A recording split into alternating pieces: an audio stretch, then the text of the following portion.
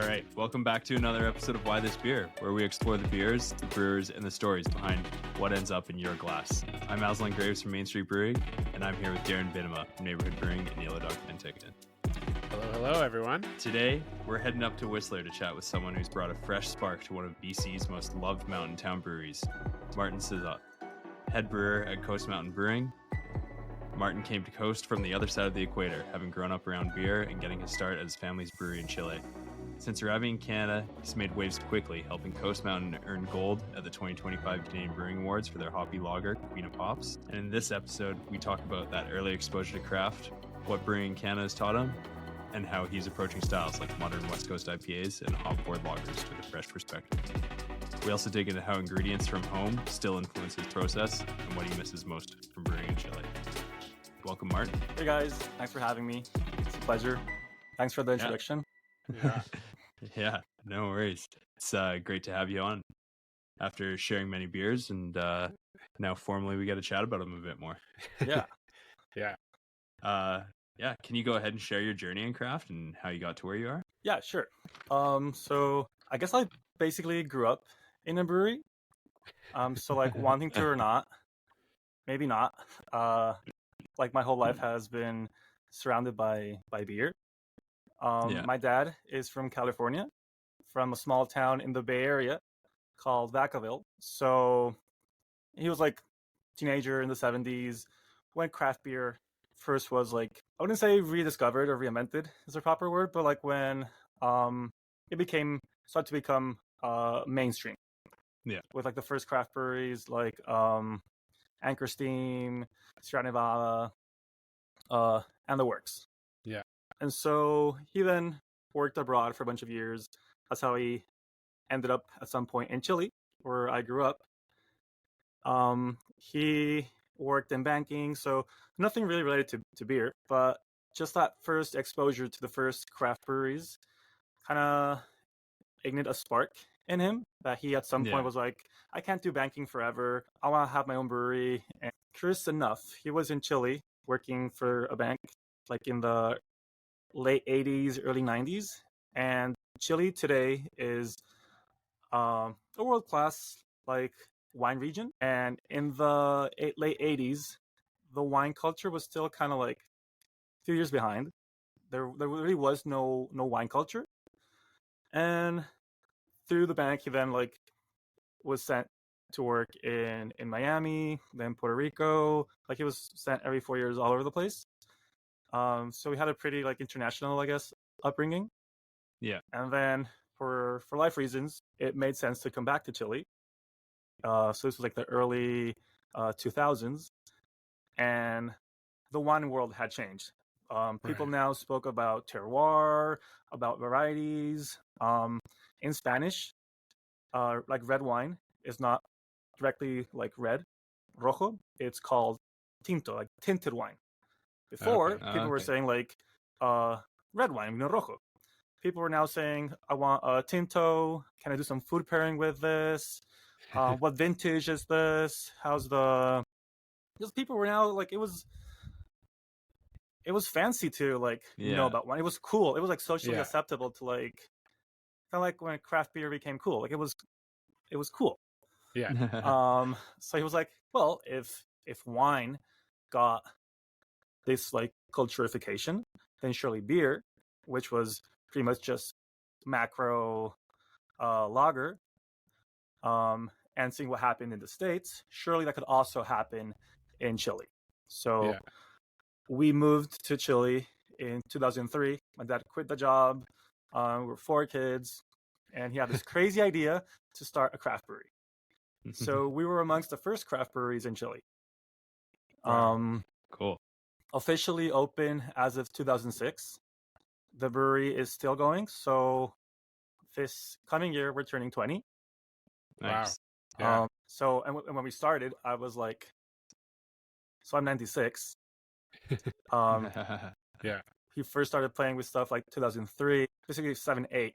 Yeah. Now 28. You're so like my whole life has been beer. Yeah. But that just was a fact. Like I just grew up in a brewery, just living the day-to-day struggles of a brewery, like we all know. And that was just like a fact of life. Like I really never saw myself like working in the beer industry.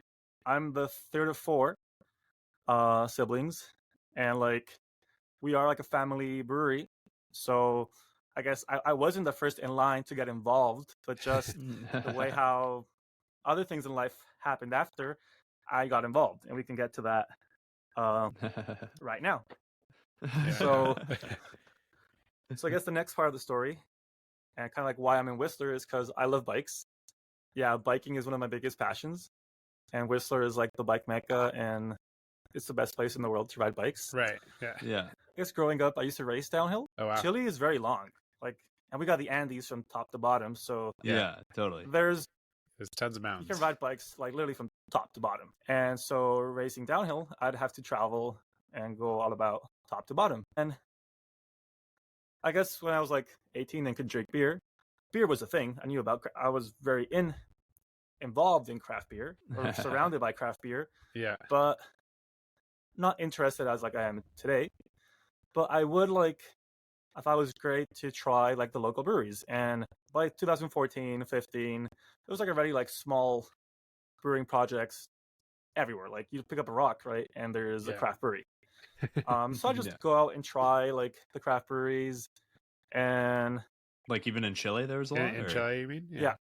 I don't know how many there are open today, but every small town has at least one or two guys like brewing. Not like not even a proper one heck system, maybe even, but they're brewing. And getting their product out there and that. Serving over the bar and like somewhere in between home brewing and professional brewing. Yeah, it's just like right in the middle. Yeah, in the beautiful gray area. What's the sweet spot? What's the typical beers you'd see? Oh, so this is crazy. You guys might not believe it, but Chile is a sanctuary. It's a safe haven for amber ale, for red beers. Go to any brewery in the States. That's where they all went. Or up here. Yeah. Like, it's so hard to find an amber. Like, nobody's brewing amber ale. And so funny, in Chile, the OG first craft brewery, their like flagship, like their beer is, it's called a pale ale, but in reality, it's an amber ale. Like it's dark, coppery, red, ruby, super amber, super like caramelly. It's an amber ale. Through and through. But so like they were the OGs. They created like the staple of what is craft beer. Right. And still today and for so long, when people ask for, I just want a craft beer, they're gonna expect an amber ale because they think that is how craft beer tastes. Going forward, with Cerveza Szot, we kind of, like after 20 years, at some point, and it's also part of the story, had to like reinvent ourselves and went down like the more hype, like new experimental beers, Haze Bros, Shallow path. But we still had to brew amber because like people wanted amber. So the number one beer style, craft beer style in Chile is amber ale. Wow. I would not have guessed that. What do you remember what your first recipe was that you brewed? Yeah. So like that was your own? That might be, I guess, because it's all so intertwined. But so it was the hazy IPA, which is now our like core hazy IPA. Okay. And so like beer was always part of my life. I'd drink beer. I appreciated beer. My go-to beer, and like like every brewery has like their cores and something that like really stands out that they make very well. That for us was barley wine. Oh wow. Like that's my dad's favorite beer style. He loves his barley wines. And so like growing up, at some point we put everything together, house, brewery, restaurant, like tap room, all under the same roof. And so you could just like go to the tap and have a beer. And my go-to beer for so long was barley wine. Like, wow. I could not do that today. Like I would never. No, But that was my go-to beer. Funny enough, my first time in BC, was in 2017, and I can't recall which breweries I visited, but I went to a few in like White Rock. I went to a few in Penticton. Yeah. I went to the two that were in Whistler at the time, Coast Mountain Brewing and Whistler Brewing, and I was looking at all the beer menus for barley wine, and nobody had barley wine. Nothing, yeah. And I was like, what the heck? Like, Yeah.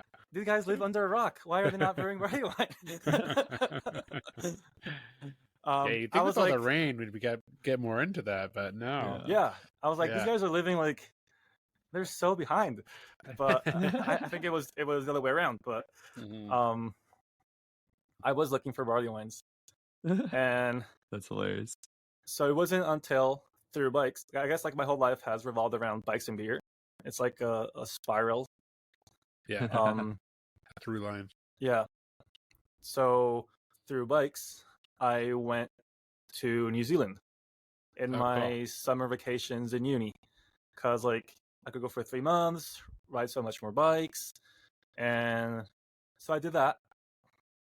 And by the time I was already getting like a bit more like interest in, I guess a bit deeper in beer. Yeah. Because I guess breweries are like so complex. There's so many moving parts. The liquid is so important, but you're also a brand. You're a product Yeah. that needs to sell. Like you're not just making craft. You have to sell the craft. So I guess going back before New Zealand, so I started dating in university, and with my girlfriend, like one of our like go-to activities would go visit the hipstery cool bars in downtown and drink beers, and discovering that there were new brands coming out. Because when we started back in 2006, like we weren't the only ones, and there were like a No. few like other OG breweries. Very, I guess, because we were in the 2000s, very 2000s US style, US inspired. Yeah. So we had like Yeah. a pale ale, some sort of lager, something or pilsner, Yeah. a stout, an amber, and Cerveza Szot in particular, I think was quite revolutionary because we had an imperial stout, which was Oh yeah. non-existent in Chile at the Yeah. time. We What had a was your strong ABV ale. on that? That was, I think, 10. Yeah. Wow. So it was like amongst the strongest in Yeah. strength beers in Chile at the time. We had a strong ale at 7.5, and we had a bigger, heftier version of that Oh. we used molasses, which was like also innovating with local Chilean ingredients. We call it chancaca, but it's like basically molasses, and that one went up to 12%. Yeah. Fun. Yeah. So like very classic lineup, and your special thing was something big, boozy, and malty, and so were all the other breweries. They had like their Right. something like crispy, paley beer, something a bit just teeny tiny, slightly hoppier, something maltier but low strength, something dark. That was it. Yeah. Like very very classical. And then your cool was something very strong and malty. No IPAs yet. Yeah. So when you first did hazy IPA, there was it well received? Was it kind of people were confused? So they were already like, so when I started getting more involved, it was 2016, 17. So Yeah. IPA was already a thing. Hazy IPA was becoming a thing. Yeah. And by then, so 10 years deep into 15 years deep into the Chilean craft revolution, there were breweries popping out that weren't just brewing classical, like say pale, ambery, and dark beers, but also like brewing IPAs and making a name for themselves off of IPA. But back in the 2000s, there were no really like beer bars. There was no Instagram. There's barely Facebook. Yeah. So the only way to get your beer out was supermarkets and liquor stores. So the model was you want to open craft brewery, you got to go big as soon as you can to have your beer in like countrywide distribution, because there was no other way. Like tap rooms, like the idea of a tap room that didn't exist. So having a brand or like a brewery just living off of like your local community and like or local bars, like that concept didn't exist yet. Yeah. That came after, and when these breweries that came after tied to IPA, that's where I started, like, I guess, like an antenna like came up, like, oh, what's going on here? This is different because these guys are what they're doing is different to what all the other guys have been doing in the past. Yeah. Like their strategy. And we were in that old strategy of like we were in supermarkets, sending beers in bottles with natural carbonation all over the country, north to south. So a chaos, like a beer bottles exploding everywhere, like just crazy. The hot Chilean sun, hot Chilean sun, no cold chain, like just crazy. And the brewery always being like the family struggle. Like obviously my parents kind of like the day-to-day was making this work, like spending super long days in the brewery, like we know how they are. And just seeing them like put everything into it. Nice. So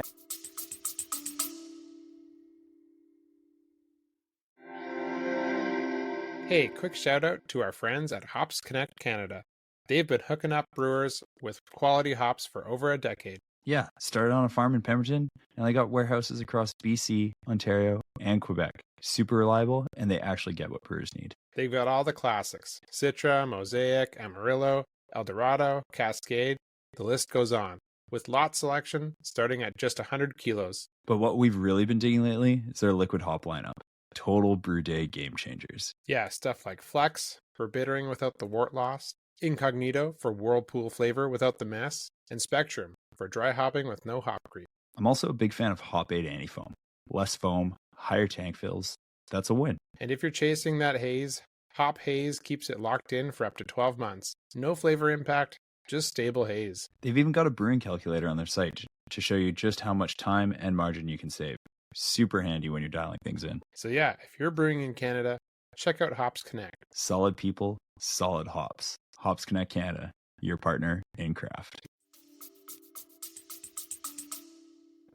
Now, like with you coming up on like 2 years in the brewing industry in Canada, what are some of the big key differences you've noticed, like between Chile and Canada? I think, and then also like stepping away from the family business, working for another brewery. I think the craft beer market's a lot bigger here. It's a lot more like mainstream culture. There's the spending, like the random person spending budget on craft beer is a lot bigger.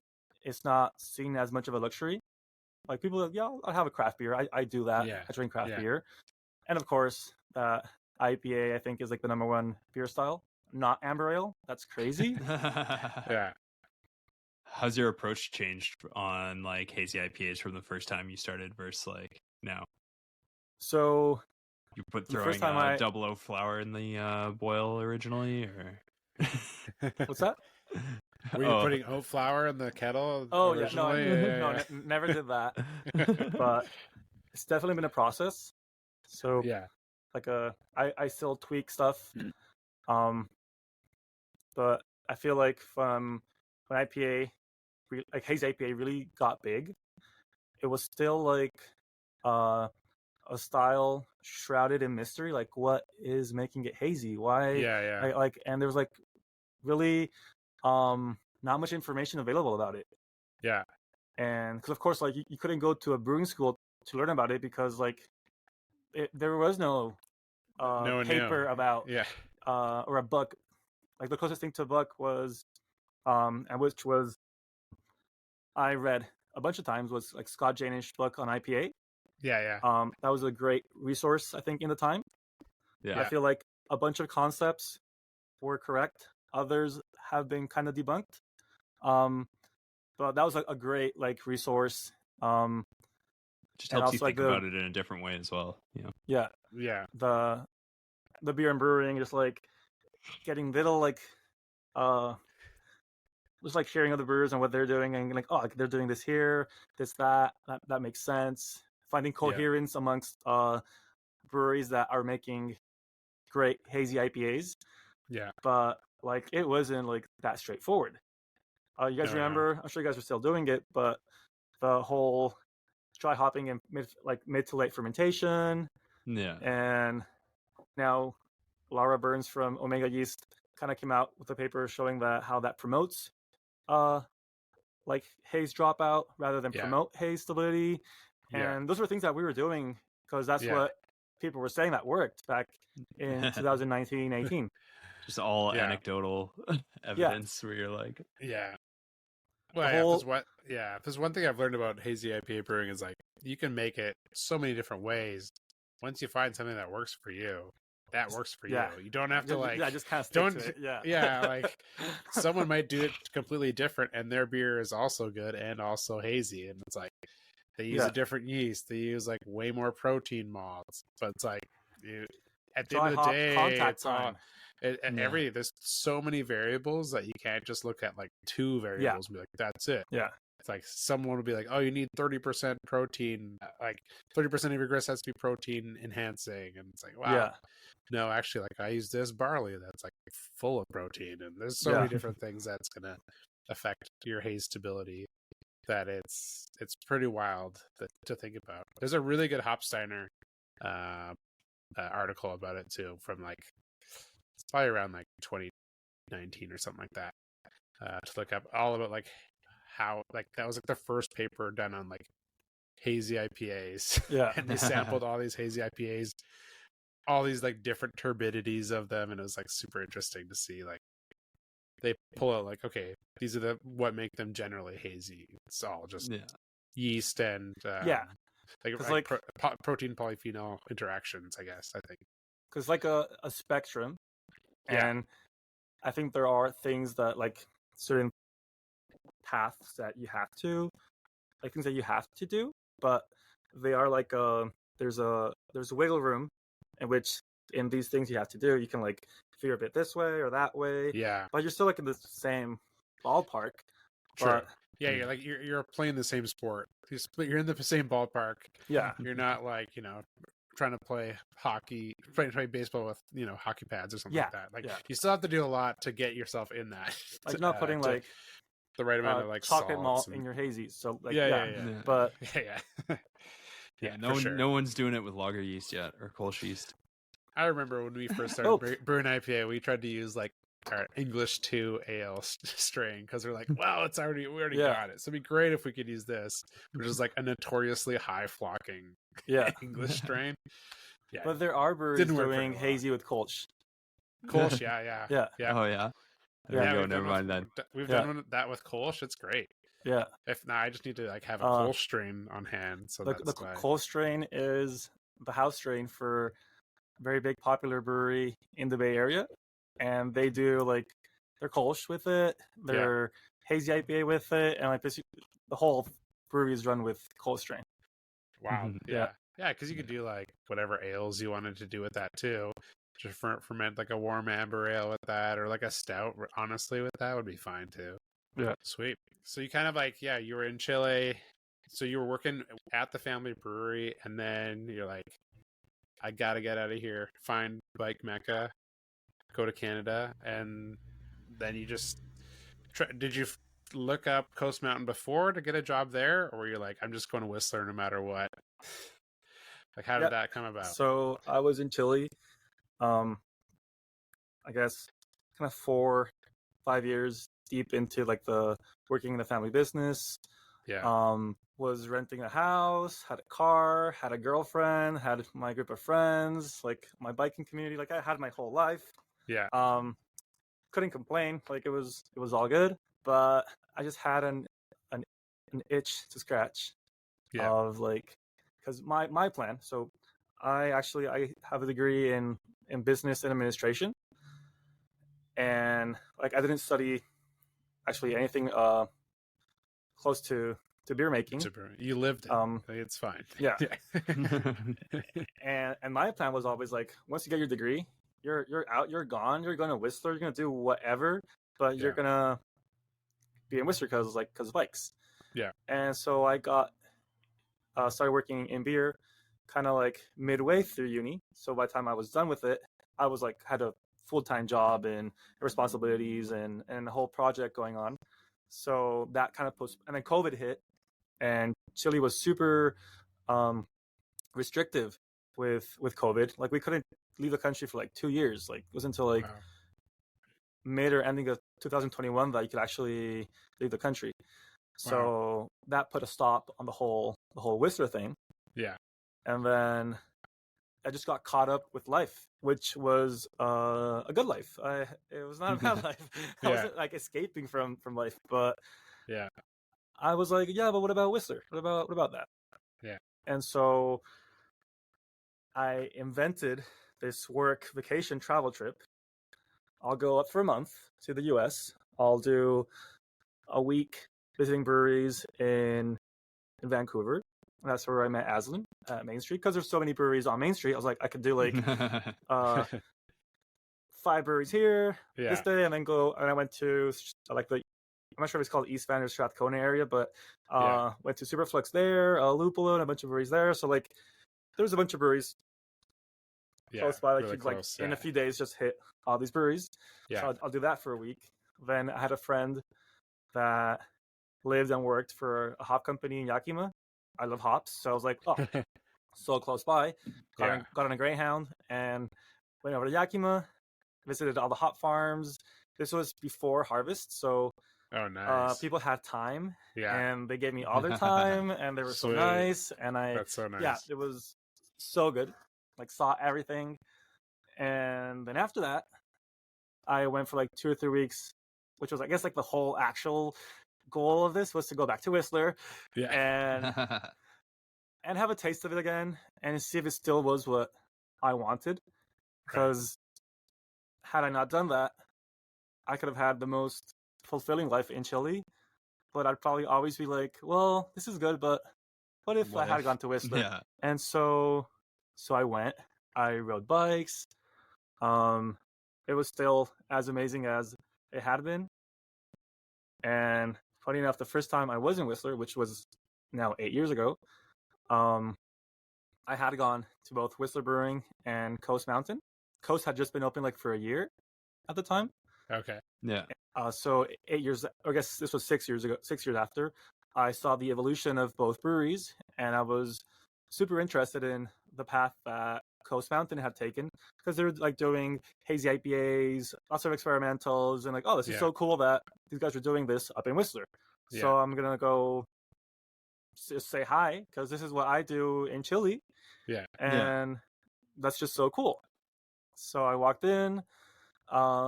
Kevin, co-owner, brewer, was there, and we just talked about beer. I guess we got along, and on the spot he was like, hey, do you want to come brew with us? And I was like what the heck? Like, yeah, you just offered me my dream. I walked in here with no expectations, and you just offered me like what deeply I was looking for, but hadn't really like gone looking for it. Well, I guess I did go looking for it, but I wasn't like knocking on doors saying, hey, give me a job brewing. Yeah. Please, sir.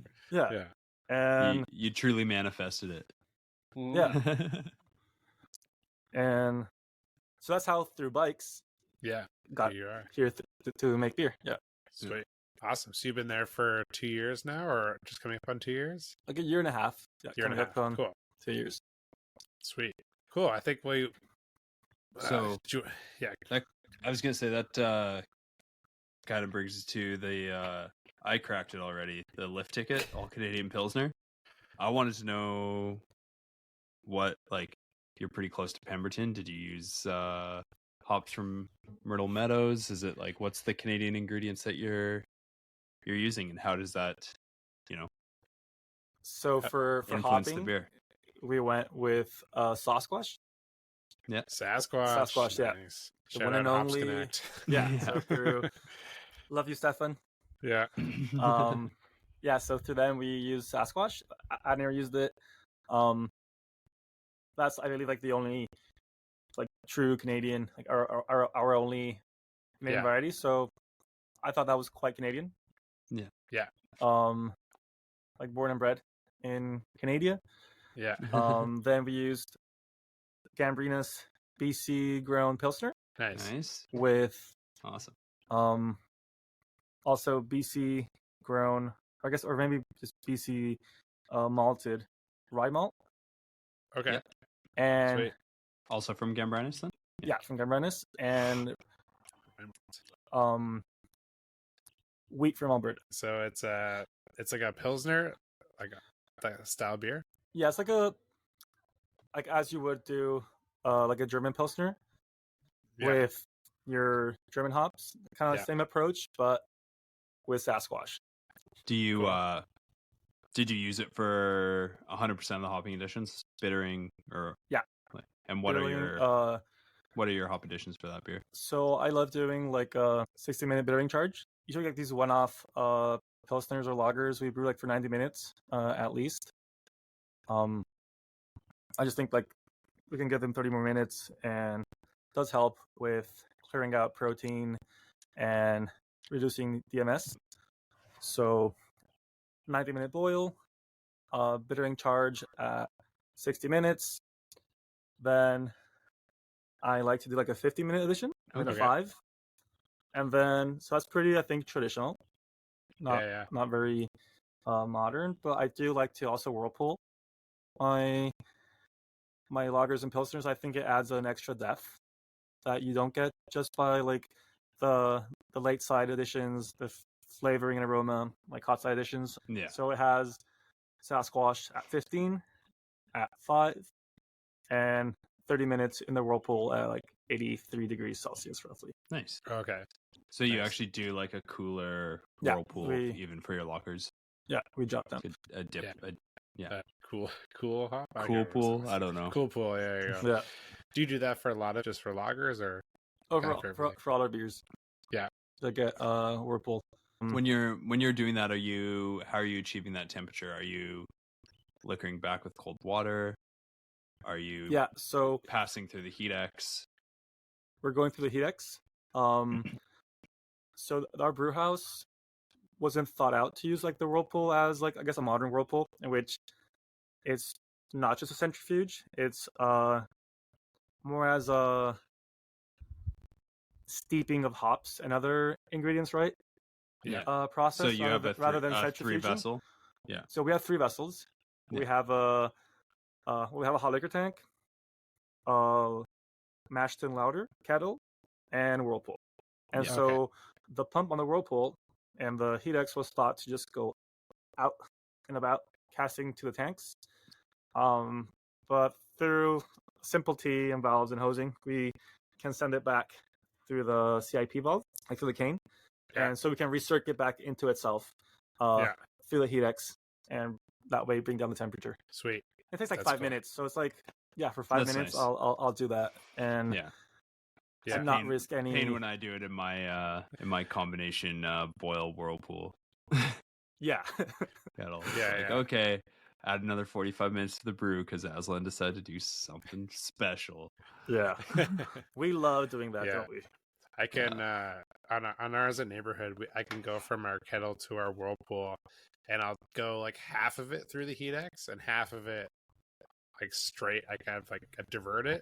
Like half of it goes through the heat X, half of it goes through right into the whirlpool. That way, I don't have to like send all the trubiest stuff like through it through the heat X. So I just send like the top portion through and like heat that or like cool that down to like 40°C.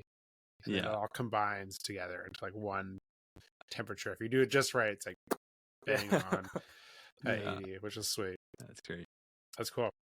A cool ticket. A cool way to do it. No pun intended. Yeah.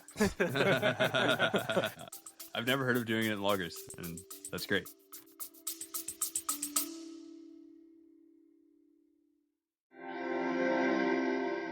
You ever feel like you've got everything dialed in except fermentation? Oh, yeah. If your yeast isn't consistent, the whole batch can go sideways. That's why we've been checking out Yeast Canada Innovations. They're Canadian-owned, brewer-focused, and they get what you need. Reliable strains, solid flavor, and real support when things get weird. And shipping is smooth. They've partnered with Hops Connect, so your yeast comes from the same warehouse, BC, Ontario, or Quebec, right with your hops. Even better, If you ship together, your yeast ships for free. And they're not charging premium prices either. The pricing is super approachable, which means more budget for the fun stuff, like more beer. Here's the kicker. If you're listening to this podcast, you can get 5% off your first order at yeastcanada.com.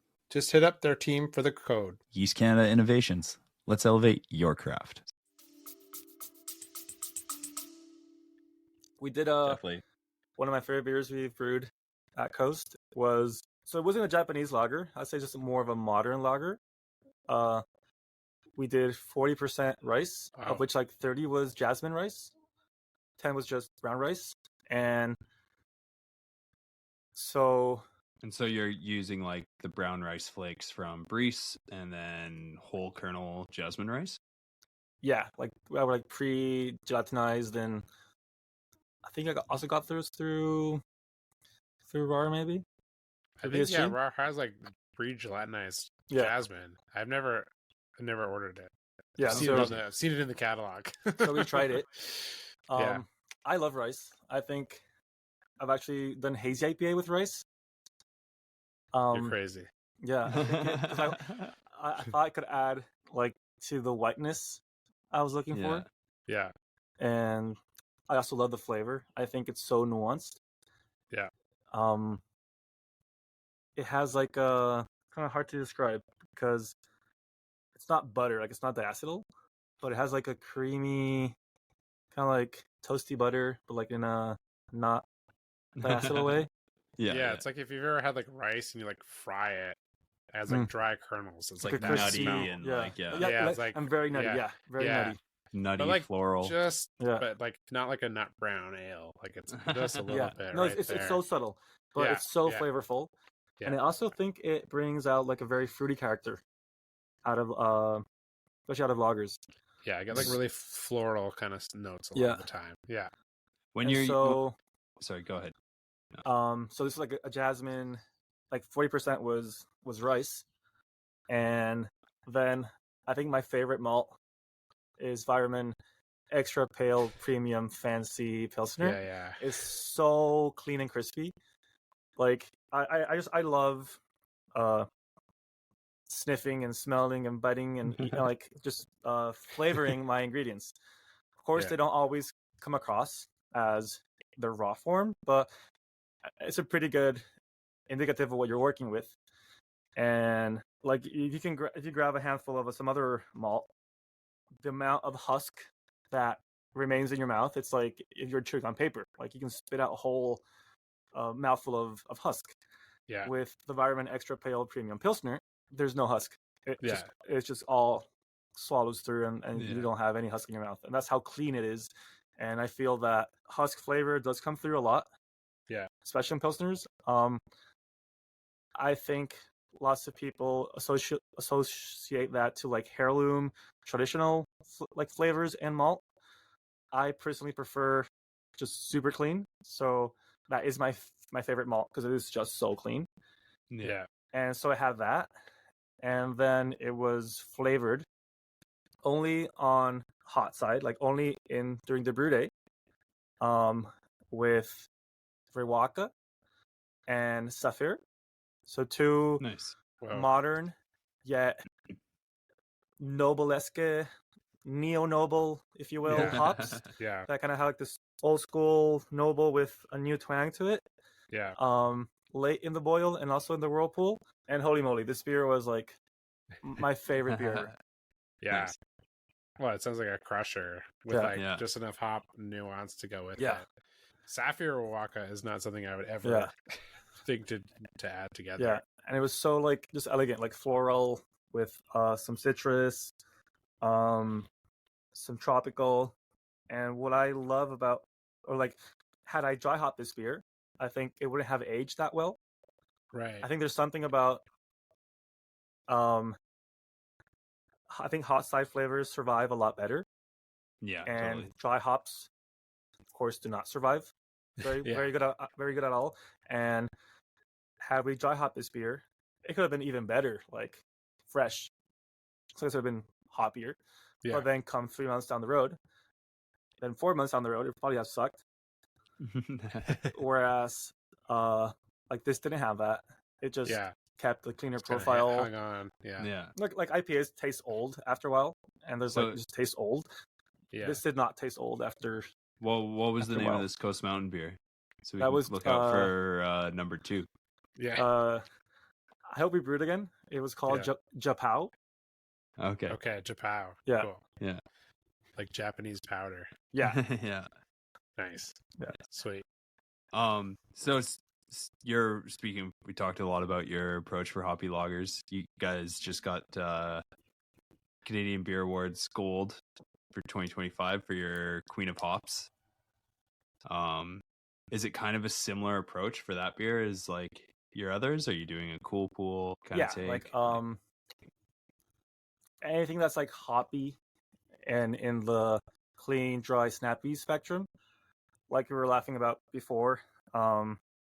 Like cold IPA, hoppy lager, West Coast Pils, West Coast IPA, Anza, like all these. I think the end goal is kind of similar, of course, through different approaches.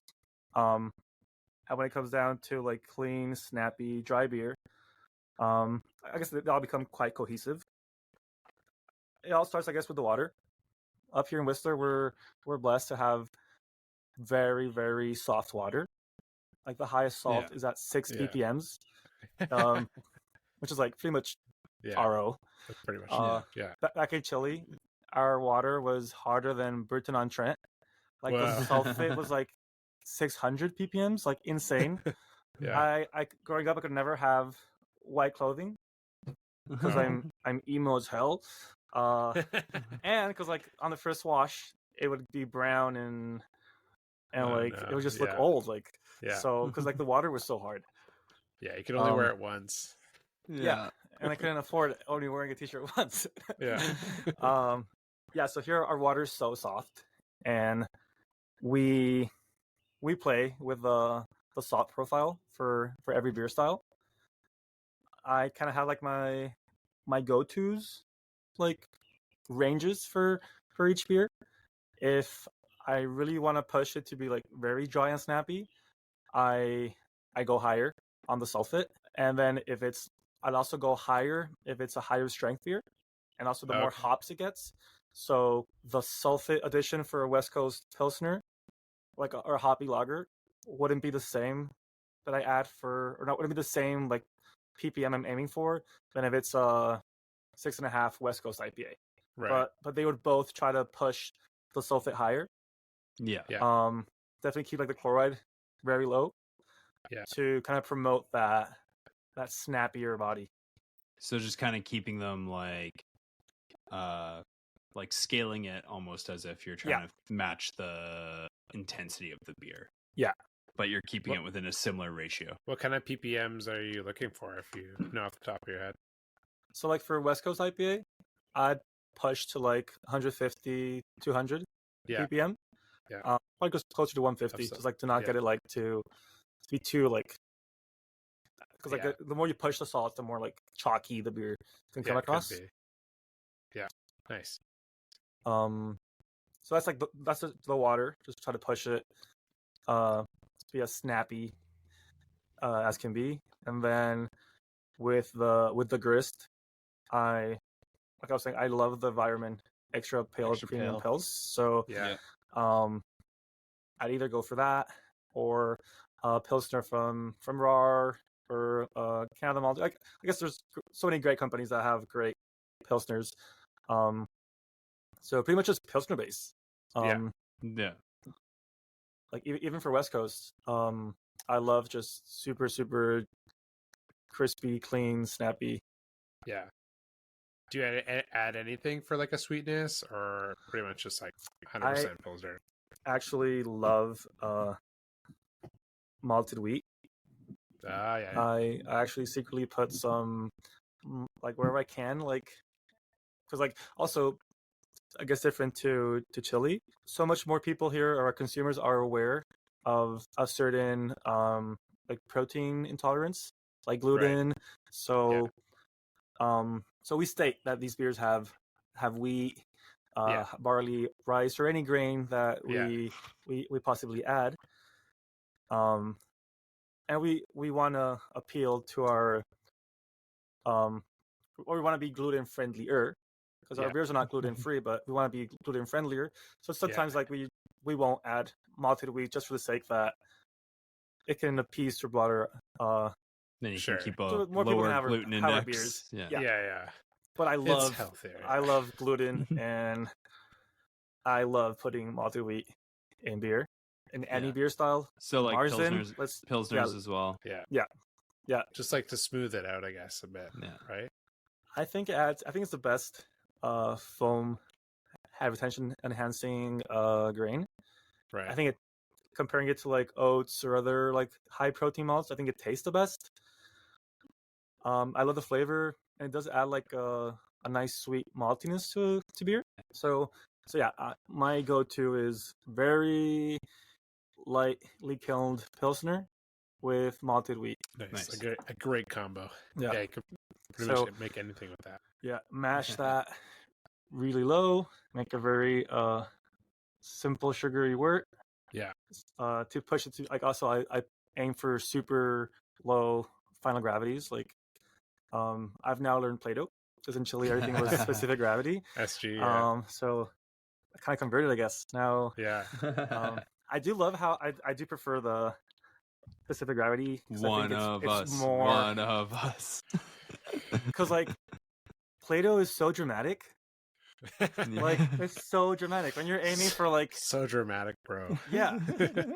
When you're aiming for 5 Play-Doh and it's 3.5, is like holy, like, well, we're so off mark. But then you go to like specific gravity, it's like, oh, like it's in the ballpark. Like it's not that bad. Like we're exaggerating, we're being dramatic. Yeah. So I aim very dry. Yeah. Like 1.5 is the goal. Yeah. Which I think is like 1.06 in specific gravity, like around there. Yeah. So dry. And I also love low pH. Yeah. I think like low final pH helps out a lot with making it smoother and juicier. Because like most juices and fruity stuff has low pH. Yeah. That helps out, I think, with the harshness that you could extract from tannins in the hops. Yeah, I just think it makes it drink smoother. So do you need to add any like acid to drop your pH, or like is your water so soft that No, so in the mash, I also love mashing low. Yeah. Way lower than what most like your mash pH authorities would recommend. Not the mash. We're calling the mash police on you. Yeah. You need to get John Palmer in here. Yeah. So sorry, mashing low, like pH wise, like you're going below 5.2. What? Yeah, you're crazy. Yeah. I think that I might be crazy. I might no. Yeah. No. Yeah. What do you do? And then we're back on that at some point. And then you're adding what's your like is your knockout pH something you're like targeting as well then to like get that in a certain range? Or is your low mash pH kind of like getting you to that target? Yeah, pretty much. Yeah, and the low pH during the mash, I think, also helps with reducing tannin extraction. Yeah, so that's kind of like the reason why, at least for me, that's like the very important process where I control pH, and then that usually gets us to the final pH I want post fermentation, post dry hop. Nice. And so just to make sure that like you're within your mash, you're not getting too much like harshness out of any of the husk material. Yeah. And what's your target for that pH there? It's scary. I don't want to say. I might get canceled or something. 4.9. Like for your knockout or your mash? Yeah. Mash pH is 4.9. There we go. Martin said it. Oh, that'd be crazy. He's not denying. Yeah, and then hopping. I was a believer of like at some point, like I've gone back and forth between like the whole late side hopping. Yeah. Also,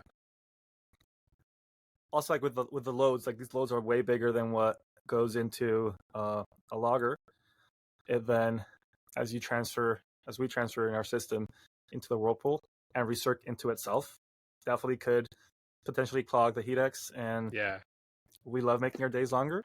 Yeah. So I had been pushing that, like those additions into the whirlpool.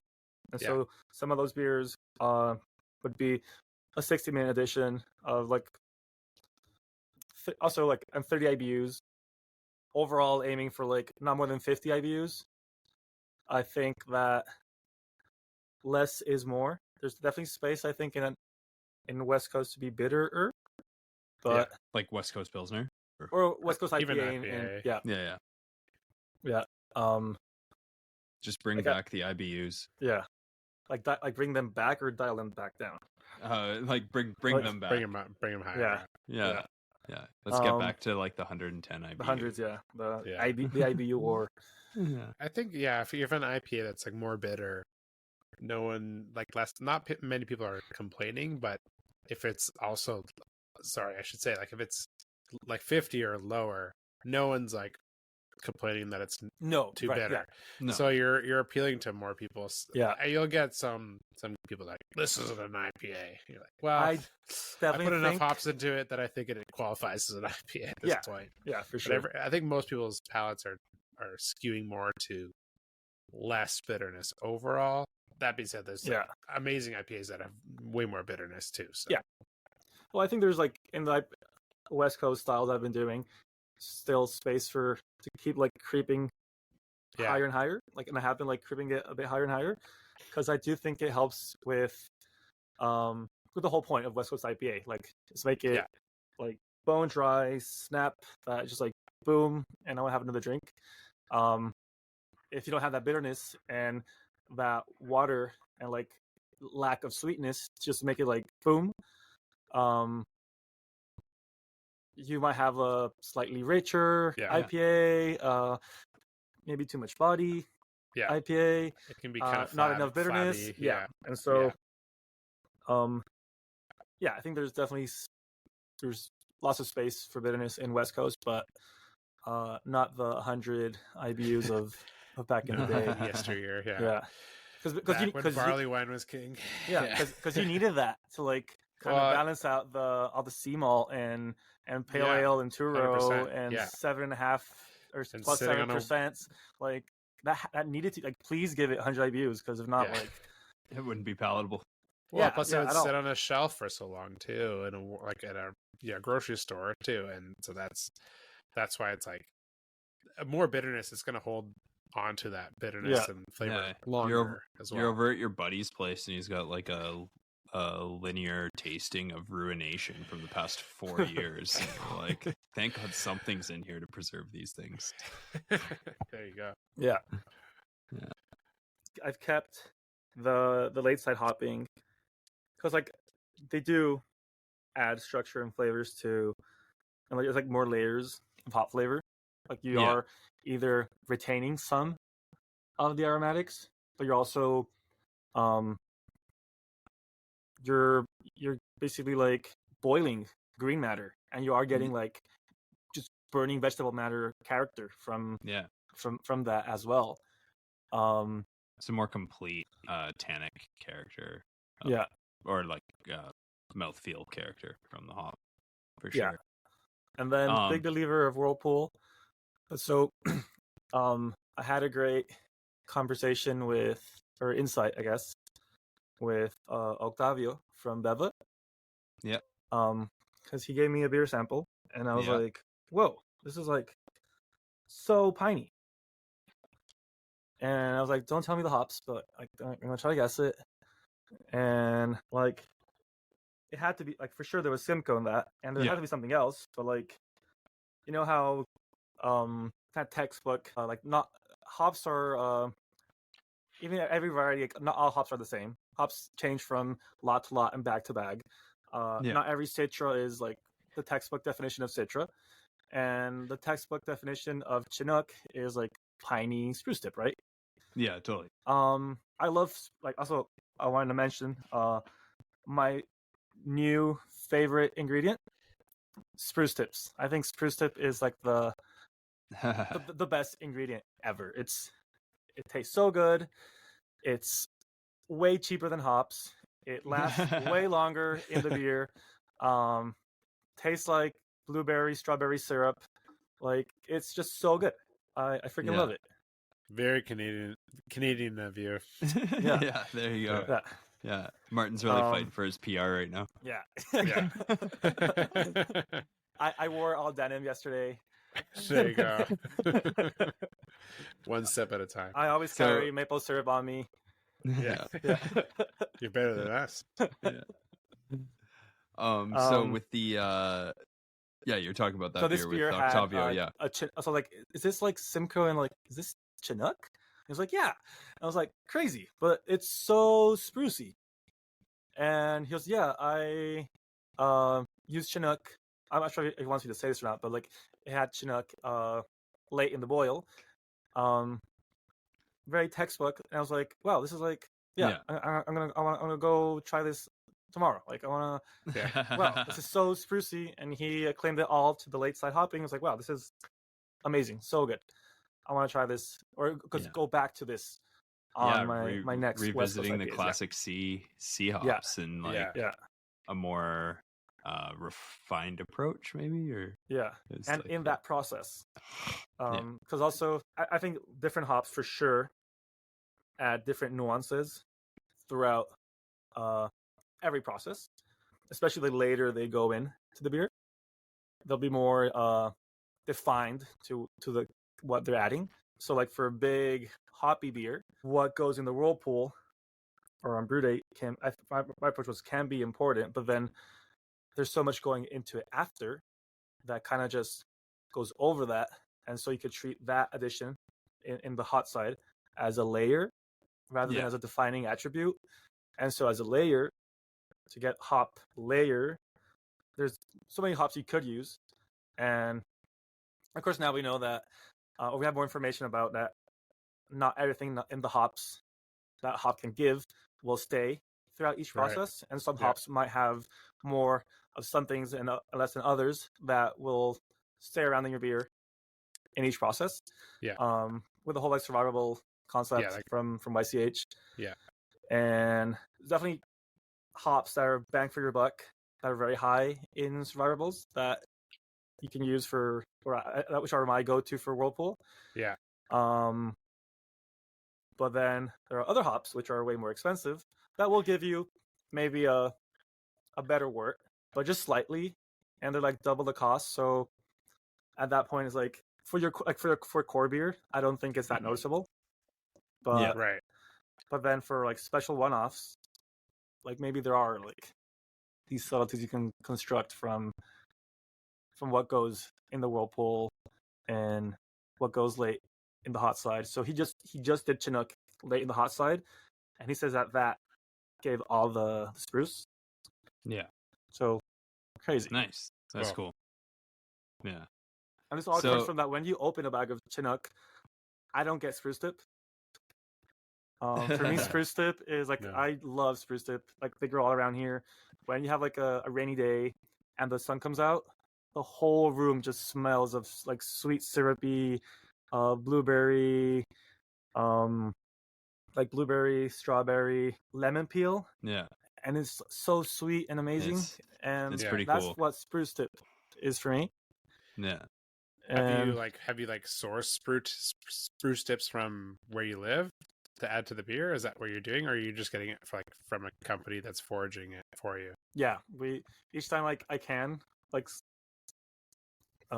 rub a fresh tip around there. I do, but I don't collect it for the brewery. I don't have the time. I'd love to, but yeah. Rad.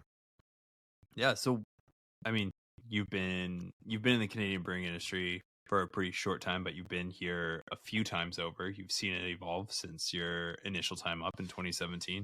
What excites you most about the Canadian brewing industry now, from your perspective? So what I think is very positive is that there is a quite considerable amount of there's lots of craft beer drinkers. Craft beer is, I think, part of the it's a thing. It's not like this new thing for Canadians. Like they know Right. craft beer, they drink craft beer, they're aware of craft beer, and there are so many craft breweries also Yeah. in BC. And of course, craft beer is changing. Craft beer is not what it was 5 years ago, 10 years ago, and it's definitely evolving. There's so many vectors, I think, affecting to like. I guess we're all aware that the craft beer market worldwide is being affected, and less people are drinking craft beer. The newer generations are not drinking as much beer, so like as people, also we have like it's a whole social cultural like phenomenon of white people are having less beer.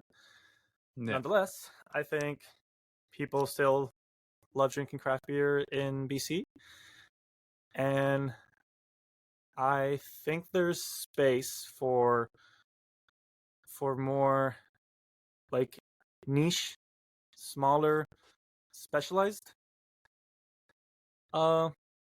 projects. Like if you told me that you want to open a regional craft brewery and be in every liquor store in BC and expand, I'd be like, well, I think you're like, like that's Which crazy. one are you gonna buy? Yeah. That's crazy talk. Which one? Because craft beer is not growing that way anymore. Like it's not, and especially and that but craft beer serving is your growing. local community does seem to work quite well in that sense for sure. And so I think like just the sounds very cliche, but thinking local, or whatever. Like there's like a saying. But it's like tapping into your local community and offering them something that's actually like really unique and exciting. I think there's space for. Like I love what the Threefold project is offering. Changing colors.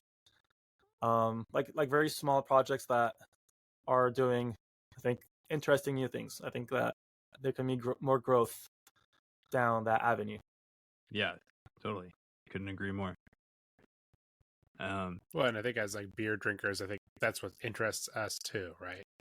It's like something that's like focused on something that now we're like, oh, okay, this person's really focused on making like top-notch hazy IPAs using like the most intense, like newest ingredients. Like, wow, that's to us that's interesting. I don't know if that's interesting to every craft beer consumer, but I think for us, like as industry folk, we're like pretty interested in that. And so. And I think like what's I guess dangerous is being like kind of like stuck in the middle. Like you either gotta go all in and become huge, and there's just so much space. Like there's not enough space for every brewery to become huge and become like huge, because like there just isn't enough to go around. And then you can either go the opposite, just stay small and be very I guess detailed on what you brew, how you sell that. And it's like the middle ground that like you gotta keep growing to make it work, but then like it just gets harder and harder to grow, or there's so many obstacles. So many things, like you start just getting more things on your plate. There's there's definitely a sweet spot for like every market region and like situation in that. For those new to the craft beer or just starting in the industry, what advice would you share? I mean, you've had a pretty unique upbringing in craft beer, but say someone's just starting out at your age and wanting to make their way in. That's a very don't ask me a question like that. Don't do it. You can be honest too. Don't do it. Don't follow your passions. But no, like I guess we're all aware that brewing is very passion driven. There's so much involved in beer making. I guess it also just goes with what's your perspective on it, but how your view on stuff and life. But I don't know, it's definitely lots of hard work. Lots of hard work. Long hours. But it has its beautiful moments. I guess like at least for me, when I open like a new bag of hops I haven't smelled yet, and when it smells like incredible, and then like I get this rush, this kick of like, oh, like what if I can get this what if I can get this into this beer? Like, wow, that would be like incredible. It's a great personal challenge. Yeah. Like it's those things that kind of like wow, like this is why I do it. Yeah. Yeah. And The little moments compounding. It's the little Yeah. things. It's the Yeah. it's not as Yeah. glamorous and as it used to be maybe. yeah. Oh, I don't know if it was ever glamorous, Yeah. but it's always easy to make friends because you got lots of beer. That's also helpful too. Yeah. And when you're not at the brewery, how do you spend your time? I feel like I already know this answer. Yeah. ripping down the mountain. Yeah, riding bikes. Yeah. Yeah, you make riding a lot bikes, of pizza too. Making pizza. Hey, what's with this? I saw. No wonder you guys are are friends. I think I've seen it twice. Peanut butter on pizza. Yeah. So peanut butter pizza. So actually, I think I got so long explaining like how I got into beer that because this part, like pizza, is so important in my my beer career. Yeah. When I was in uni, because what better pairing? Yeah. But during uni, I worked weekends at a pizzeria, and I was, I guess, like the head pizzaiolo. Yeah. Okay. And so just making pizza, very crafty pizza.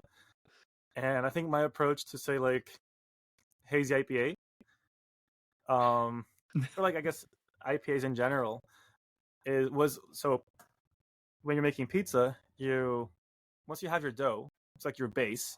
Yeah. Say like your hazy IPA base, right? Yeah. The world's your oyster in the toppings you can put on pizza and experiment. And so there's so many hops you can play with and then other ingredients you can play with in hazy IPA that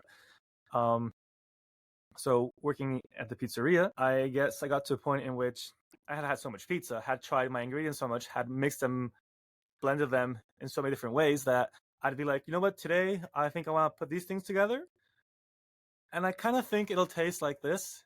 And then like it would kind of taste like that. And it was so amazing to get like that tactile feel for your raw goods and what you could get out of them. And I think that's been kind of like my approach with hoppy beers. Like for me, it's so important to, like I was saying, the small stuff you get, like opening a fresh bag of hops that you've never smelled before, is like, oh, like I think this would pair very well with this beer. I mean, with this hop for this specific beer. Wow, this lot of this is amazing. I hope I can get this part of it out, and then I put this other hop. Like these could work together. And when I approach a new beer I want to make with new hops, like that's like the experience, like the thought process of this is what I start with on my base pizza dough or base APA or base West Coast, and then with my pizza toppings or my hops or other ingredients like spruce tip, what we can blend together and get out of the oven. Yeah. Nice. So yeah, so I've been, and so one of the crazy pizzas I do is peanut butter. Yeah. So it's kind of Thai inspired. Okay. Yeah. So peanut butter and garlic Makes more sense now. Yeah. Peanut butter, It's garlic. just peanut butter and jam, a little bit of cheese. No, it's peanut butter. So like peanut butter with garlic, with ginger. So that's like the base, and then mozzarella. Usually do like some red onion, maybe some mushrooms. Yeah. This goes great with like Thai style chicken. Yeah. Doesn't eat chicken. Doesn't eat protein. Could be like a great kind of like vegetarian pizza. Yeah. But definitely needs like the red onion, the mushrooms, and blue cheese, and maybe something spicy like red chili flakes, like the whole mix is as well. Wow! All right, and it's a next super pizza night, filling pizza. Yeah, because peanut butter is like it's high protein, thick. Yeah, and it's like Have you ever tried talking with a mouthful of peanut butter? It's like that's how it feels eating the peanut butter pizza. That's cool. I like that idea of like just like knowing all your raw ingredients and like mixing them together. Yeah, that makes more sense now. When like thinking about that beer that you're like Saphir and Rawaka, I was like, I would not like think of those going together, but like you're like, oh, this will bring this to the table and that will bring that to the table. And like, that's a cool way of thinking about it. That's always my approach to beer. And then you have to be like in the bag of, like because you can order a hop, and I think now hop providers are doing so great at offering like lot analysis and like descriptors and giving you like a general idea. I love Yeah. ordering from say YCH because they have like so many lots of Like certain spider hop, graphs. yeah, Yeah. and then they have like the tasting notes, and you can be like, Yeah. hey, could I get this hop that's high in these notes? And they'll send you Yeah. like 5 different lots, and then you can like compare the spider graphs and see, okay, this one came out higher on this one has more oil, or then this has more of this in the oil, and it's like, holy frick, like, Yeah. um, Where does this? Where does it end? I just ordered, so we're doing another West Coast, and I just ordered 4 different lots of Simcoe to like that sounded out of like 10 that sounded really cool to sniff and be like, okay, I think this one is the one I want for this beer, and these other ones are nice, and we'll use them somewhere else down the road, but it's not the lot I think I want for this beer. Yeah. And we had a beer, so it's called Green Therapy. It's a West Coast IPA that we submitted to the Canadian Beer Awards. Yeah. And it made it to the final round of the West Coast IPA category, but it didn't have the malt backbone for the style. It was too dry and crispy. Yeah. Are you brewing to style or brewing to market? It's a tough one. So, but that one, the hops that went in it were like tweezer picked. So that beer was Mosaic, Columbus, arguably my 2 favorite hops. Yeah.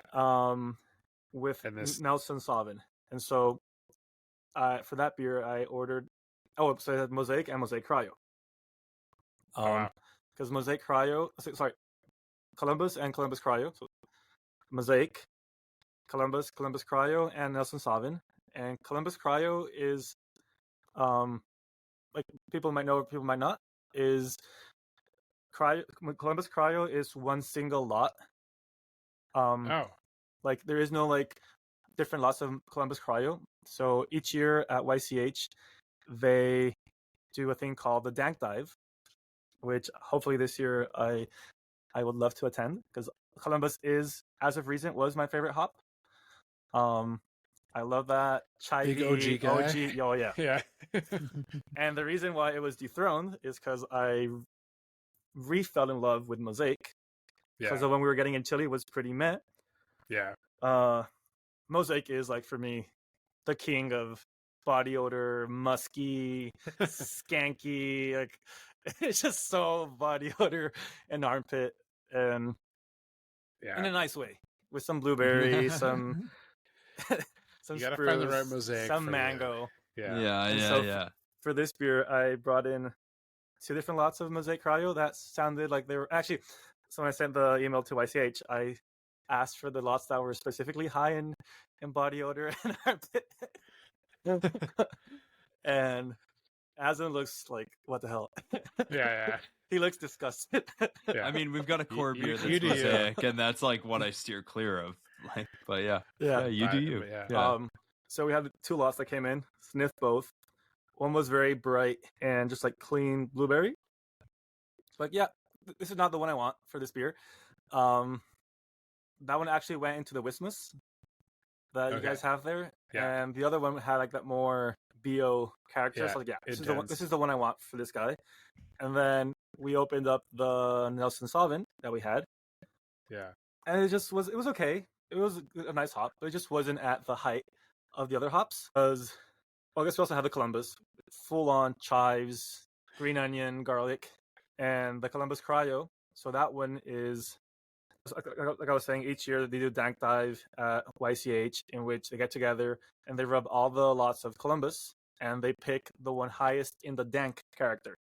So actually, like this Columbus Cryo has like no chives, no garlic. It's just straight like earthy Dank, like weedy hemp, like hemp, like like substrate, just like spicy, like earthy. Yeah, smells nothing like Columbus you get from like just send me Columbus, like so different. Yeah. So it adds another different layer. And then so these all three were like, oh, these are all I think great to make like a super dank, like musky, just like I don't know.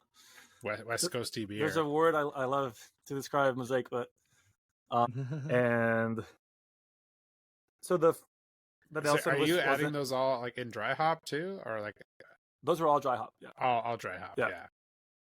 Early edition with Chinook or something like that. Columbus is like my go-to. Yeah.